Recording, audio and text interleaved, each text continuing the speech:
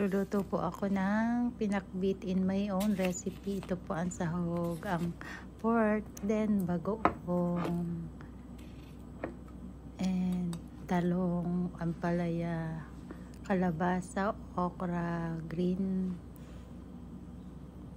beans, and garlic, onion. Ito na po, start na po natin. Lagyan po natin ng oil, mga 1 kutsara, 1 tablespoon of oil.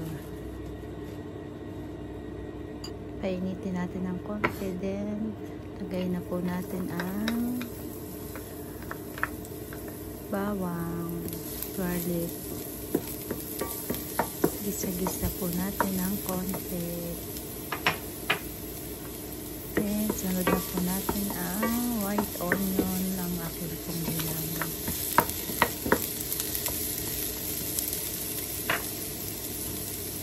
Hanggang sa mag-transparent ang onion. Then, sunod na po natin ang ating pork. Yung slice lang po ang ginamit kong pork. Kunti lang nilagay ko.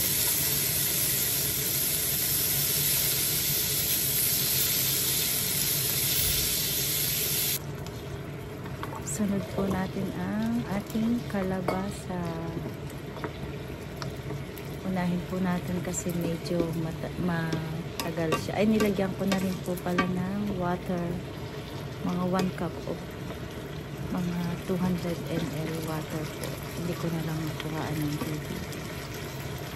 Then, takpan natin ng konti. Ito na po siya. Sunod na natin yung hipon. Kaya lang ang hipon na bili ko po yan, maliliit lang siya. Hindi ganong kita.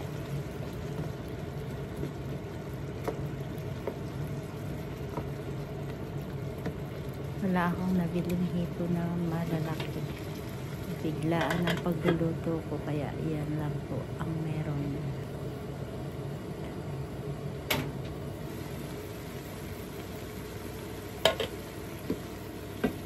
Yan, medyo malambot na po ang ating kalabasa. Isunod na po natin ang ating mga susunod na sangkap. Lambot na po siya. Then, sunod na natin ang ampalaya. Then,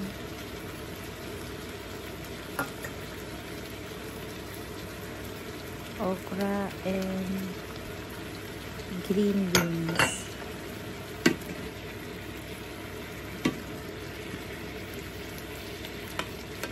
Healthy food. Mga gulay-gulay po siya.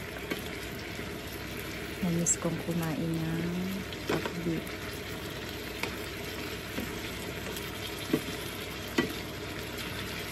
Mas masarap po ang pakbit pag hindi siya yung overcook.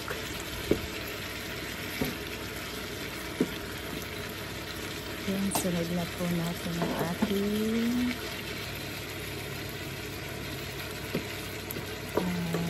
yung pong ating talong. Ito po ang eggplant. Siya po yung ating task kong nilagay. Halos sabay-sabay lang po siya. Mas inuna ko lang yung kalabasa kasi medyo malaki yung slice ko, kaya yun na po siya. Almost done na yan siya. Lalagyan na natin siya ng bagoong para maging pakbit na ang ating mga gulay. Yan. Tinakpan ko lang ng mga ilang seconds.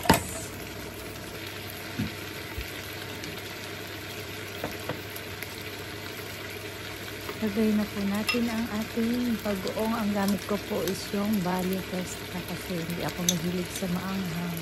Regular lang po siya. 2 tablespoon po ang nilagay ko kasi hindi naman siya yung maalat na bagoong. Tamang-tama lang po sa mga hindi mahilig sa maanghang. Almost done na po ang ating pakit na gulay.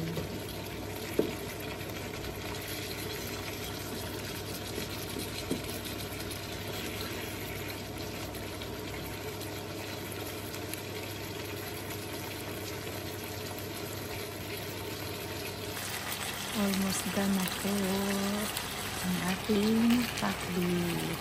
Oh, yummy, yummy.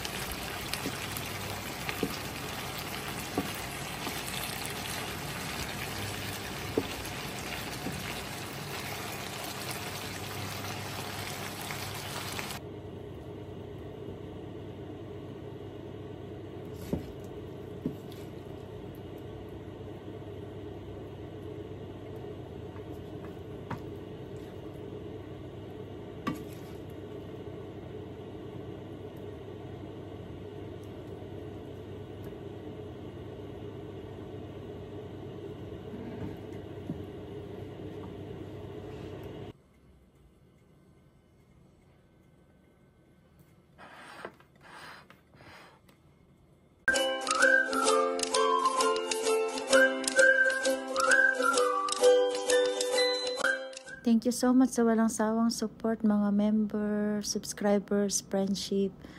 God bless us all.